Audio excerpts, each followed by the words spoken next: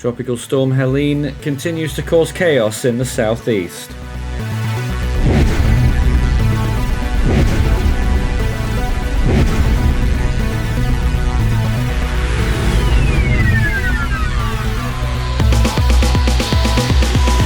Helene made landfall last night as an extremely powerful Category 4 hurricane. It peaked with winds of 140 miles per hour and a wind speed and a pressure estimate of 938 millibars.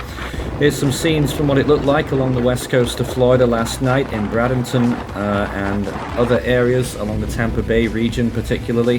Hit by storm surge, of course it was even worse further north.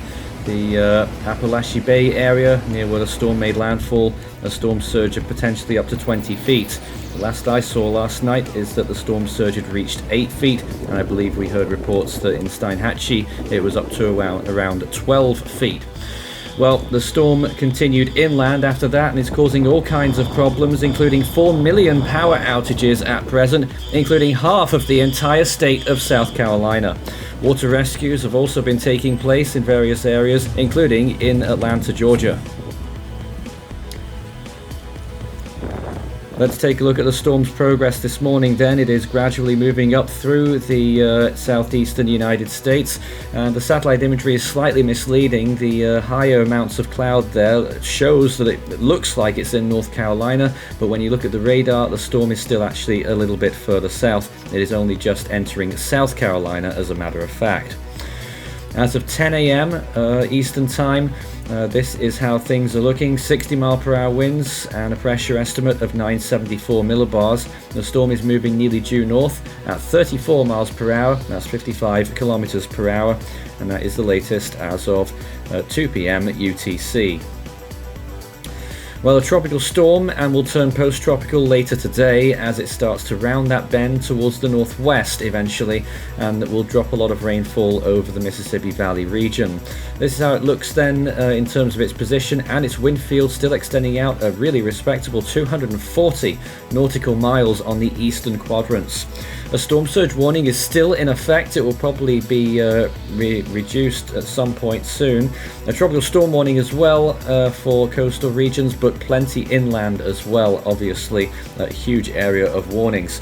It is just 2 kilometers from Long Creek, 79 from Greenville, 108 from Asheville, 142 from Knoxville, and 188 kilometers from Chattanooga.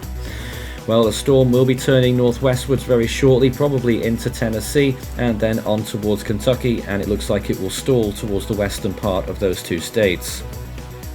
Dangerous flooding currently occurring across Georgia, South and North Carolina, with flash flood warnings and some flash flood emergencies currently in effect. Water rescues taking place in the Atlanta area, with heavy rain expected to cause severe flooding issues still in the Appalachian Mountains.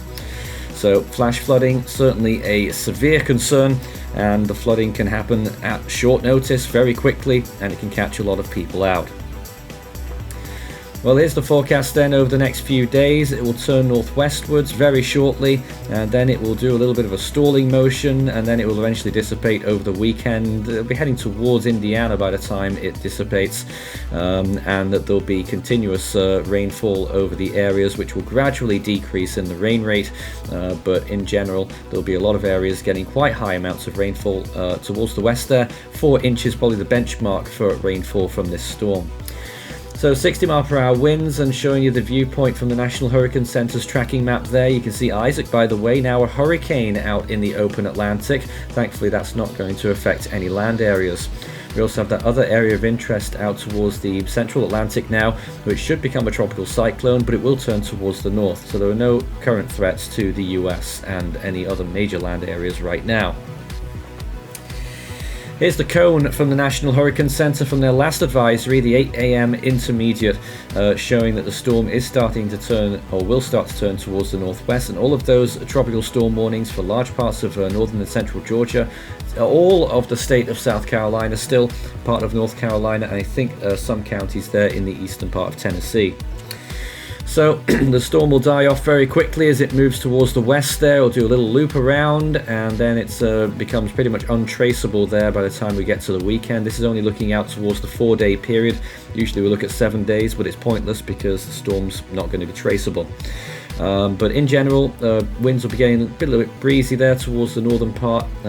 Certainly today, hurricane force winds possible, or gusts possible into parts of southern Indiana later. And a secondary period of breeziness will affect the Great Lakes this weekend. Well, there's the what would look like the radar reflectivity simulation over the next few days, and you can see again that once it turns back towards the northeast later on, there is still some residual rainfall over that area affecting parts of Ohio, West Virginia, and even into Pennsylvania later on there towards the end of Sunday. But during this period, we're mainly looking at Kentucky and Tennessee for that secondary area of rainfall, but the primary area is right now over the Appalachians and into North Carolina, central North Carolina.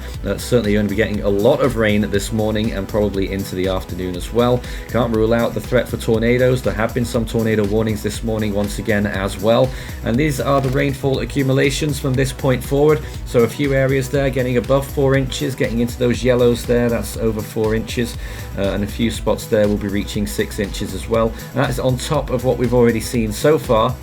So whatever your rain gauges are saying, expect up to 6 further inches of rain there, northwest of Nashville into Kentucky there, and also for that area in western North Carolina, getting above 6 inches of rainfall accumulations. Indianapolis probably getting about 2 inches, St. Louis maybe 1 inch there, Columbus also about 1 inch, Memphis maybe getting towards 2, maybe a little bit more than that as well. Atlanta ahead of us, maybe getting towards 2 inches of further rainfall too. Not really relevant, but look at some of the temperatures around the area right now. On land, that's mainly ground temperatures there, or close to the surface, and temperatures this morning looking at about 70 degrees. And off the US East Coast as well, sea surface temperatures looking good, 28 degrees Celsius or higher in a few spots there. And obviously the Gulf of Mexico still piping hot even after this massive storm has taken out a lot of the energy there.